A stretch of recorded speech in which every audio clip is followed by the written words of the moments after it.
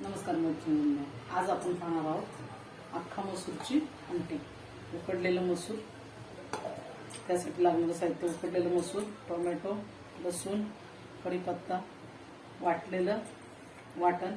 त्याच्यामध्ये आपण घातलेले आहे कांदा, लसूण, खोबरं. कांदा आणि खोबरं भाजून घेतलेले आहे.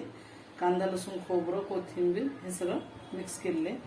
आपल्याला लागणार आहे लाल मसाला, गोडा मसाला, मीठ. आणि आता आपण सुरू करतो रेसिपी करायला. गॅस चालू केलेला आहे, त्याच्यावर कढई ठेवलेली आहे. पहिलं प्रथम आपण तेल टाकूया.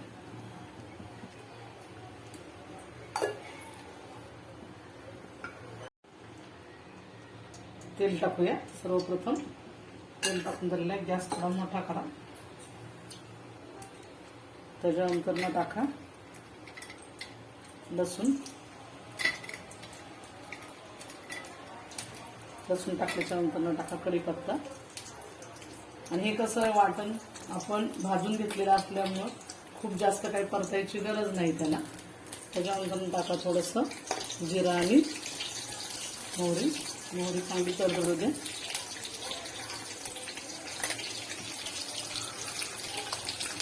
त्याच्यानंतर आपण टाकणार आहोत टोमॅटो.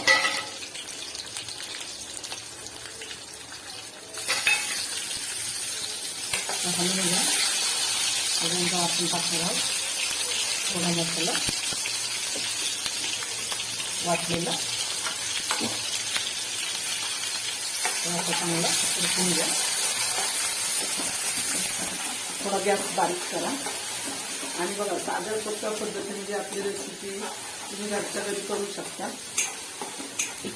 बघा आपलं हे झालेलं आहे परतून. आता याच्यामध्ये तुम्ही चवीपुरतं टाका मीठ, अर्धा मसाला जेवढा पाहिजे तेवढा. तुम्हाला जास्त तिखट हवा असेल तर जास्त टाका. नंतर गोडा मसाला, नंतर ना थोडीशी हळद. झाल्याच्या नंतर ना असं परतून घ्या. आणि त्याच्यामध्ये टाका अख्खा मसूर. थोडंसं पाणी घ्या, तुम्हाला जेवढं लागतं तेवढं पाणी घेतलं. त्याच्यानंतर टाका चवीपुरतं मीठ. आपलं तयार होईपर्यंत आपण थांबूया थोडं. चला तर मग आपला अख्खा मसूर तयार आहे. गॅस बंद करा. आणि तुम्ही गरम गरम चपातीशी किंवा भाकरीशी खाऊ शकता. प्लस माझा जर व्हिडिओ तुम्हाला आवडला, शेअर करा, लाईक करा, सबस्क्राईब करा आणि सगळ्यांना पाठवा. घरच्या घरी लय भारी. चला.